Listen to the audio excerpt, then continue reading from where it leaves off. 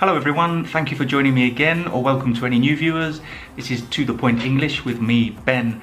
And in this video I'm going to tell you everything you need to know in order to pass the C1 Advanced Cambridge exam in just 20 minutes.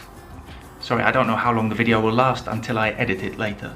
But yeah, I'm going to give you a general overview of the CAE Cambridge English exam. And this video will be useful for anyone who is just starting on their preparation journey. So it will give you an idea of what to study and how to prepare your studies. But also it will help those less prepared students who maybe have the exam next week or tomorrow or even in half an hour and you haven't prepared at all. It will give you an idea of what you're going to be faced with in the exam itself. Okay, so I'm going to go quite quickly because it's a lot of information, but this is a video, so you can rewind it and watch it again as many times as you want. So grab a pen and a piece of paper and let's do this.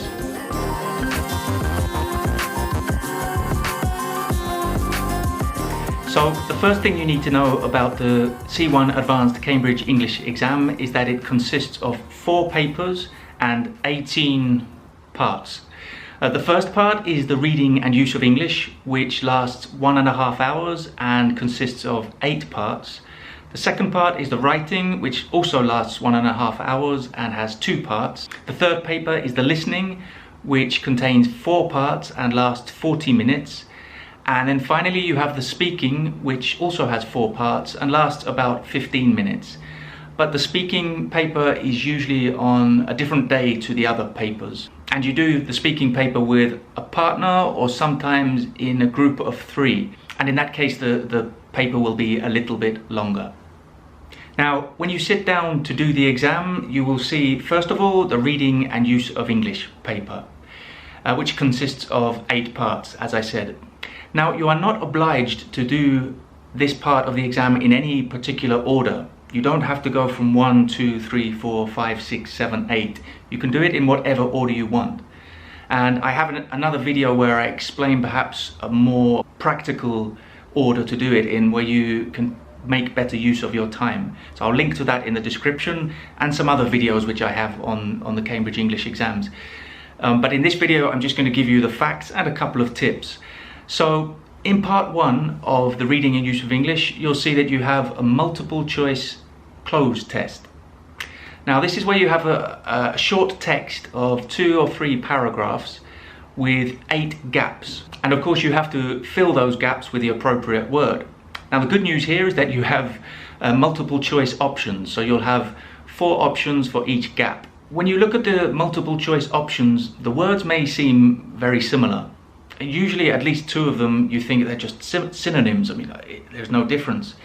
So if you're not sure of the answer, you think the words are exactly the same, I would just recommend that you read the sentence in your head with the different options. So if it's 2 or 3 times, just read it, and instinctively, or your intuition may tell you which is the correct option. It may just sound better when you read it in your head. But part 2 of the use of English is the open-close test. Now again, this is a text of 2 or 3 paragraphs with 8 gaps again, but in this case you don't have any options. You don't have any multiple choice options. That's why it's called an open-close. You have to find the words from the air. The good news here is that you will know these words. These are not difficult words. They are mostly prepositions, pronouns, sometimes particles of phrasal verbs. They could be verbs themselves. Often you have the verb be in its different forms. You may have linking words. So the problem is not that you don't know the words, it's that it's difficult to know which word they are asking for to complete the sentence in a logical way in the context. And part 3 of the reading and use of English is called the word formation.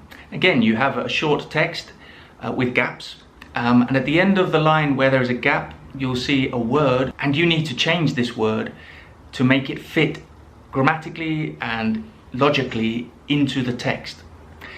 So what you need to do here is think about what type of word do you need. Is it an adjective? Is it an adverb? Is it a verb? Is it a noun? And also think, should it be in the positive, in the negative?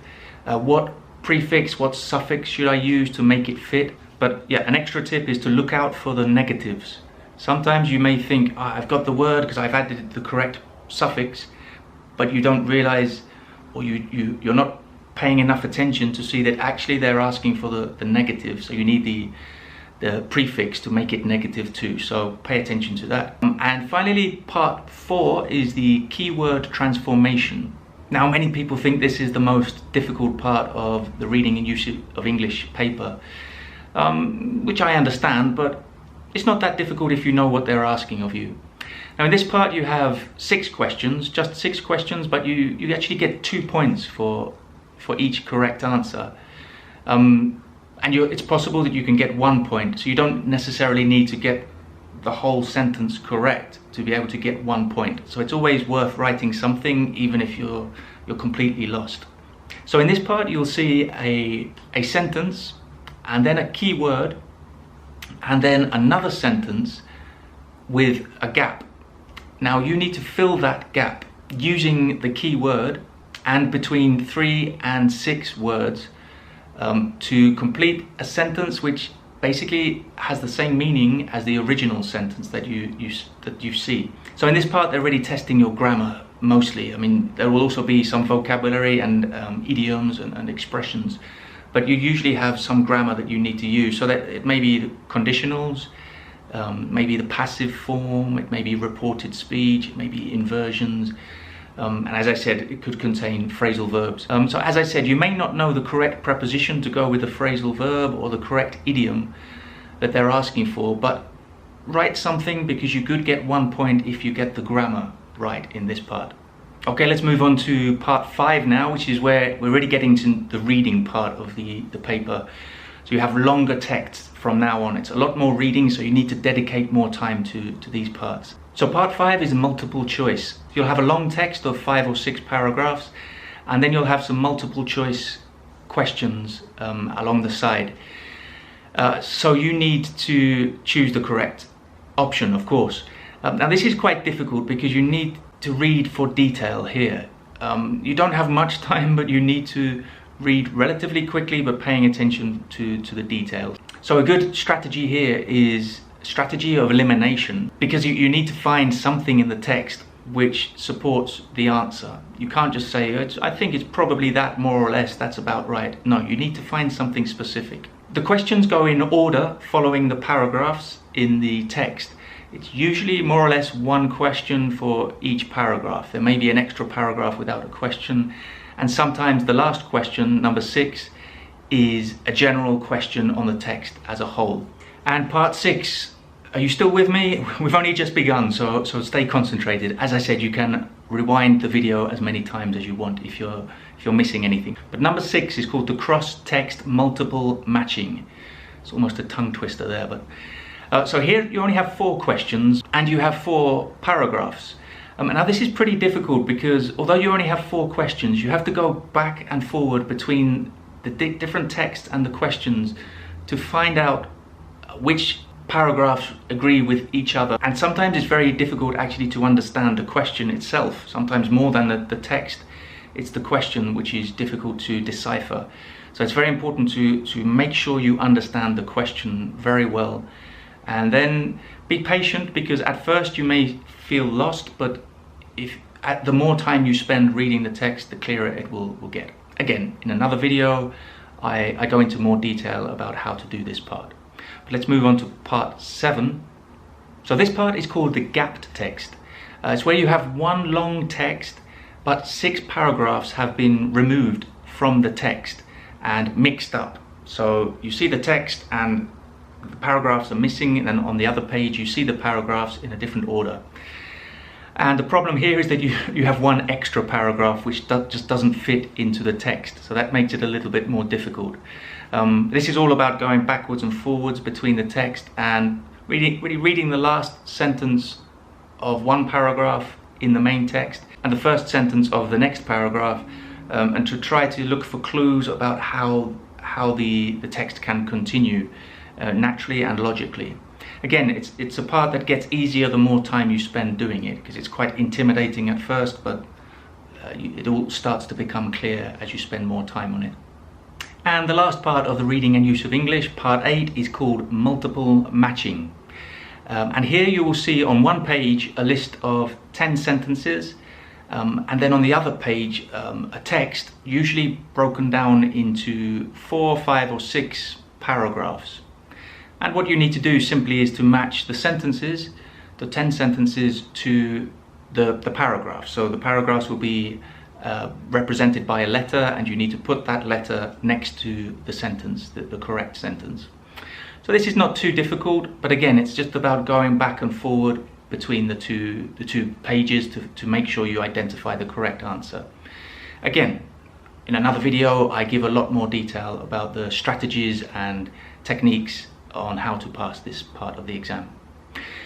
But let's go on to the writing part now. Stay with me. So the writing paper is also 1.5 hours, but it only consists of 2 parts. You have to do 2 writing compositions. So part 1 is an essay. Okay, so you can be sure that you will need to write an essay. There's no doubt about that, it's compulsory. And the essay will have to be between 220 and 260 words. And in part 2, you will have a choice of either a letter or an email, a report, a proposal, and a review. And this part must also be between 220 and 260 words. So in part 2, although you have 4 possibilities, in the exam you will only have a choice of 3. So really you only need to study for 2 of the 4 possibilities to be sure that you'll get one of them in the exam, if your time is limited. As I've said before in other videos, it's really better to be prepared for all of them, just in case you don't like the topic in 1 or 2. But let's move on to the listening now. Now the listening in some ways is quite similar to the reading, but of course it's audio instead of text. But part 1 of the listening is multiple choice. And here you'll have 3 unrelated audios and 2 questions for each audio. And 4 multiple choice options for each question. And you will have 2 opportunities to listen.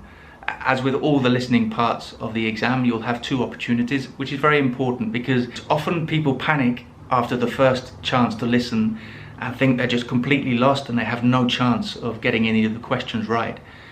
But if you stay calm, you'll realize that the second time you'll start to understand more and it will become clearer. And part 2 of the listening is called sentence completion. Now in this part you'll hear an information monologue. So it's just one person speaking for about 3 minutes. And here you'll have some text in front of you with gaps. Now the text you see will be different to what you hear. It's following the same information but with different words. It's paraphrasing.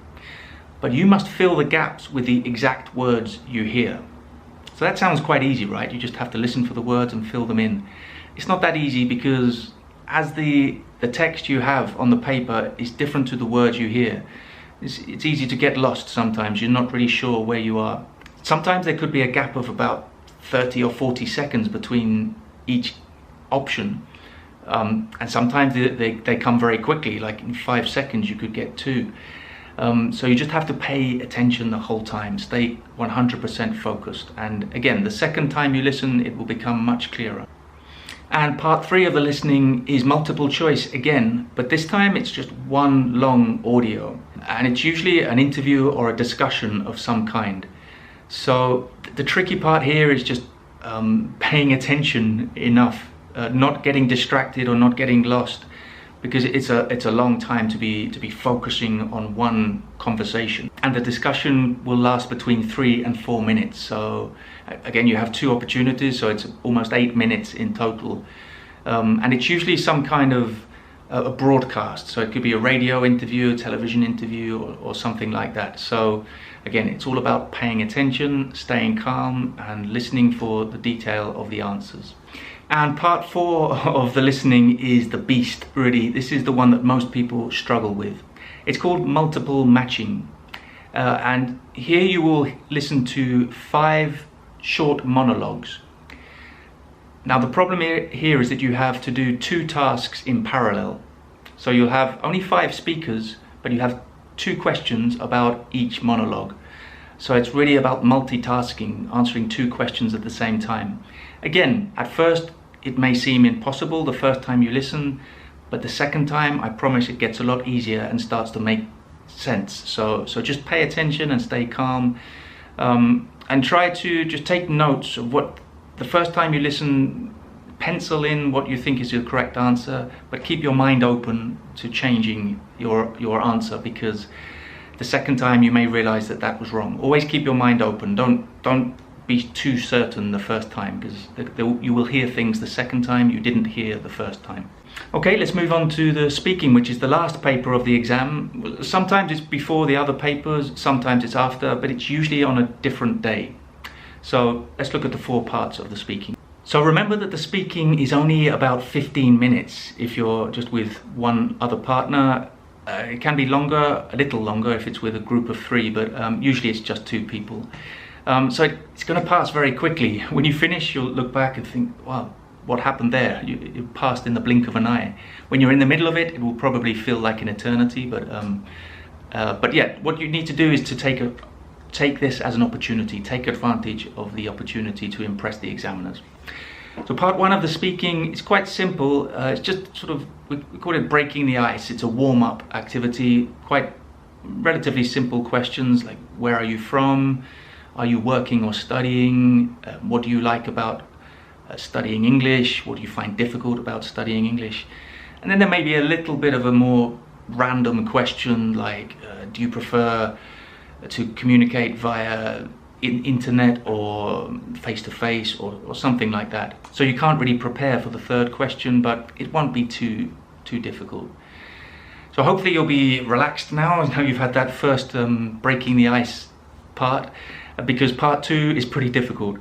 This is where you have 3 pictures. You will be given 3 photos, and you need to choose 2 of the photos to compare and answer 2 questions that you will have.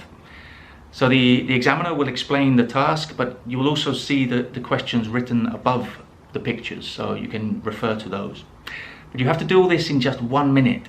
So it's comparing and answering the 2 questions, which is about speculating, because you don't really know what's happening in the photos, you have to speculate. The photographs will be quite similar, they will have something in common. But it's very important that you answer both of the questions within the minute, so that takes a lot of practice. There will be an extra question for your partner when you finish, and for you when your partner finishes, so you need to pay attention to what your partner says when they speak about their pictures.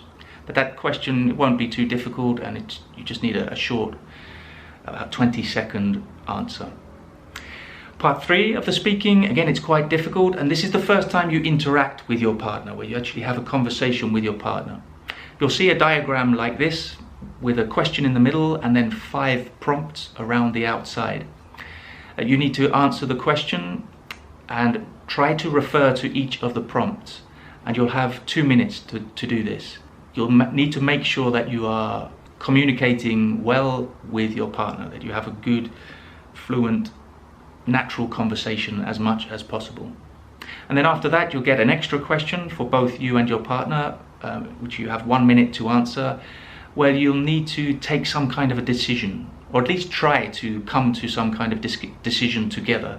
So the question will be basically choosing one of the prompts, or maybe 2 of the prompts from the diagram, and you need to try to, with your partner, to agree on a decision. You're not obliged to agree. In the end you can disagree, but it's about the process of trying to agree. And then part 4, the last part of the exam, is just some more general questions about the same theme in part 3, but just to have a nice, fluent, natural conversation with your partner. I think for me this is the big opportunity for you to really demonstrate your level, demonstrate the vocabulary you have. So you can't really prepare for this in any way, but just be ready for this last about 4 minutes of conversation with your partner. The examiner will ask you questions as necessary. They will have a list of questions. If they have to ask 1, 2 or 3 or 4, it doesn't matter, but you have to try to maintain a good conversation, not just 2 monologues. You need to have a conversation with your partner, so ask their opinion and make it as natural and fluent as possible. And that's it. That's the C1 Advanced Cambridge English exam, also known as the CAE. It's easy, right? Well, obviously it's not easy, and now you can see why you usually need a few months to prepare. It's not just about having the level, it's about knowing how to pass the exam, how to do the exam. strategies and tips and tricks. So whether you have your preparation process ahead of you or you have your exam in half an hour, I hope this video helped. Check out my other videos because I have a lot now on the Cambridge English exams which will really help you. Hit the subscribe button and I'll see you very soon for another video. Take care. Bye.